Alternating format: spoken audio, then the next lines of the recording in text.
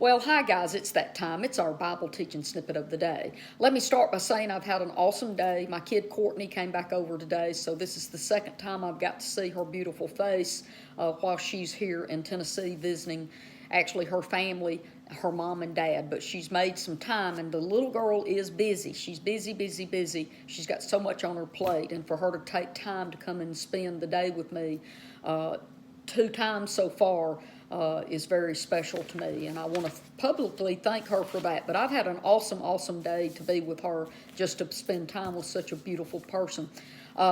So yesterday, as I closed out, I was doing part 2 of this little sermon. It's a sermon that was given to the Bible Christian Church by Reverend William Metcalf back in 1840. This sermon is now 180 years old. So as I ended yesterday, I was talking about how he is the first person that I've read or heard say that in Genesis chapter 9 verse 3 that the moving things, which isn't necessarily a wrong translation in the original literal, as far as Young's, here I can tell you who does a literal translation on that. It's Young's literal translation. The King James did not actually do a bad job either when they were translating that.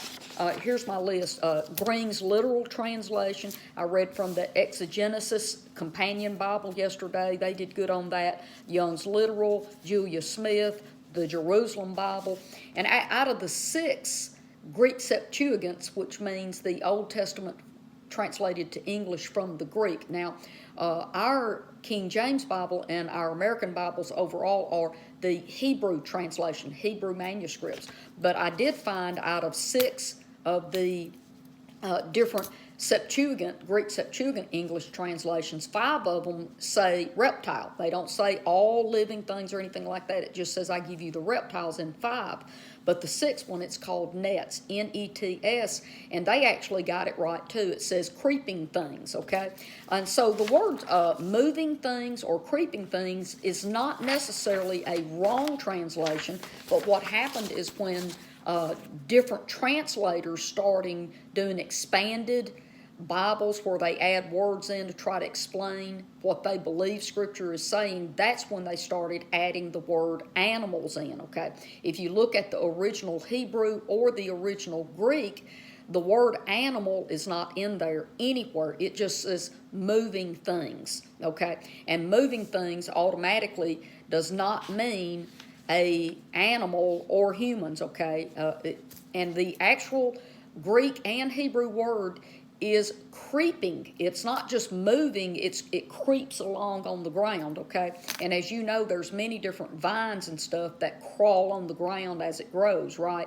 So he's the first person, this Reverend Metcalf is the first time I've ever heard that before, that what God was saying is, I give you all the creeping vines that produce fruit as well as the trees. Because let's look at it from this perspective. Trees are stationary. They don't move. Tomato plants that you plant in your garden overall, they grow roots down in the dirt and they stand still, right? So the creeping things, he's saying, yes, even the vines that crawl across the ground and as it grows, it moves, you can have the fruit off of those as well, which really, and I told you this yesterday, I was like, ooh, I don't know if I believe him or not. Let me start studying this. And yesterday, as I was ending, I showed you what the meaning of the word moving thing is. That's in our King James and in the New King James, moving things. And I showed you here where it means living organisms. It does not necessarily mean an animal. It can be water. I want to show you that today as well. But even in the Greek Septuagint, it's pretty consistent. The Hebrew and the Greek both, that original word means to creep or to crawl, And the Greek Septuagint and the Greek word here, that 2062, as I closed yesterday, and I was tongue-tied and I couldn't say this, but in the biblical Greek, it's the opposite of 4-legged animals, quadrupeds, or birds. So what it means is something that doesn't stand and walk, it more like crawls on the ground. In fact, the Greek actually says that it can represent a serpent or a reptile. But all the Greek Septuagints always would, that I have, the 5 that I have, always translated it as a reptile only, and I told you that that didn't make sense either. But anyway, let me get caught up on that. That's yesterday's review. So here's the Greek and the Hebrew both of what moving thing means, and it actually means something that it's laying on the ground as it moves, basically. Okay. Now I do have a big old heavy 5.5-pound King James Keyword Study Bible, and I took a picture out of the back of it for the word moving thing as well. And here's what it says in that, and you can see I highlighted and underlined a bunch of different things, and it says alive, raw, fresh, and it says right there that it can be a plant. The very first thing that's listed is a plant, and then water. Now, the next thing it says something that is alive, a living thing, and it says running or springing, and it says here the basic meaning is living things, but it doesn't mean necessarily an animal. So I always wondered how they came up with the word animal, so I took every word that's in that sentence and tried to locate where we would see that God was talking about an animal, and guys, it's just not there. The next word that you might think that it means an animal is that word living. Every moving thing that liveth, or every moving thing or every creeping thing that lives. So I went in and I did some more research on the word living. And this is the Greek Septuagint. That's 2198 Zeo. Right there, I marked it for you, okay? And it actually does not mean an animal either. I'll give you a couple of the examples out of it. Matthew chapter 4, verse 4, man shall not live on bread alone, okay? And then we can go on down and see that in Matthew chapter 9, verse 18, where Jesus is healing, it says, and she will live, okay? So it's just talking about something that is not dead. So that doesn't mean that, that means, it also talks about living water. Okay, living water, that means that it's moving, right? So all of this started coming together for me, and I know that many of you might be, okay, so what is the big deal here? Well, the big deal here is that if you go back to my teaching prior, okay, to this teaching, I talked about the Genesis Apocryphon, and prior to that I talked to you about how that Genesis chapter 6, prior to the flood, was when man started eating animals, because the fallen ones who mated with humans, okay, they were killing each other, they were killing mankind, and they were killing the animals and eating them. And I told you about Enoch right here in Enoch. See, we don't have this in our Bibles any longer, but watch, it says, and it's talking about the fallen ones, and they began to injure birds, beasts, reptiles, and fish, to eat their flesh, one after another. So, see, we see before the flood, this is when the earth got so evil that God hit the reset button with the flood. So the fallen ones started doing the eating and killing of animals, and even humans. When they were running out of food, they were killing humans and then food. But see, man would go and kill an animal and bring it to these giants in the land to keep them from eating them. So that's how the eating of flesh began, was the fallen ones began all of that. It's right there in Enoch, but we don't know that. But so God resets the earth. Now, this is why I wanted to talk about the creeping thing again, because God was not telling Noah in Genesis chapter 9 that he could start eating animals. Now, why would God have to purge the earth of all the evil and all the killing and all the blood slaughtering, everything that was going on, all for Noah to get off the boat? And God says, okay, the earth is all cleaned up now, and all of the violence is over. Now start killing each other again. No, he didn't do that. What God was doing in Genesis chapter 9 was telling Noah, now I've given you the land, and you have authority. You are governing and ruling over the earth. And then he starts spelling it out to him what he is not allowed to do, what was going on before the flood. The killing of animals and eating them, and killing living beings, blood. People and animals have blood. And it's very clear once you understand that creeping thing does not mean an animal.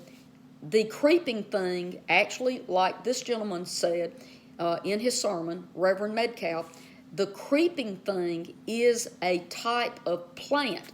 Before the flood, man had God says in Genesis 1:29, for man to eat the plants. Well, he's saying, okay, now that I've already given you the plants, the herbs, the fruit, the vegetables, but now you can also eat out of the plants that's going to creep and crawl on the ground, eat them too. I give you all of that for food. And the very next thing, okay, I'm just going to read it right here out of the Jerusalem Bible. It's a pretty simple translation. I'm going to read it. And it says in verse 3 and 4, every living and crawling thing, now just remember, every living and crawling plant shall provide food for you, no less than the foliage plants that stand still. I give you everything with this one exception. You must not eat flesh with life. That is to say, blood in it. I will demand an account of your lifeblood. And then God goes ahead, and I don't have it printed off here, but he says, and I will require life for life. If you take the life of an animal, I'm going to require your blood for that blood. And if you take the blood of a man, I'm going to require the blood of another man. And he's just saying that the spilling of blood and murder and killing is not acceptable. Now, for me to close this out, and I do have all of these different words and meanings pulled up in that the creeping things as well as the living part of it too. That means alive, not dead. And any of you that want that, you ask me, and I will be happy to shoot all of my records and study materials over. But what happened? Okay, and I love the Genesis Apocryphon, guys, because the Genesis Apocryphon clears up everything that we've misunderstood in Genesis chapter 9, verse 3. And when I read his sermon does not go against what the Genesis Apocryphon. The Genesis Apocryphon, again, was found at the Dead Sea Scrolls in the caves of Qumran. And this has been in a jar sealed where mankind has not destroyed it, mankind has not had it for all of these years to change it to match up with what we want to believe. It just is what it is, and it remained that way. And it does clear up all of our misconceptions about Genesis chapter 9. And it says here that when Noah got off the boat, he walked around throughout the land, its length through its breadth, upon it rejuvenation in their leaves and in their fruits. Now listen, it says the entire land was full of grass, herbs, and grains. I'm going to skip down. Be fruitful and multiply and fill the land. Rule over all of them, over its seas, over its wilderness, over its mountains, and everything that is in them. I am now giving to you and your sons everything for food that is of the vegetation and the herbs of the land. And then he says, but you shall not eat any blood. The Genesis Apocryphon is so very clear. So what we find, and this is my wrap-up, I'm taking a landing now. When we know what was going on in the book of Enoch, and then the flood comes because he stops all the violence and killing of man and animals. He stops the bloodbath and murder.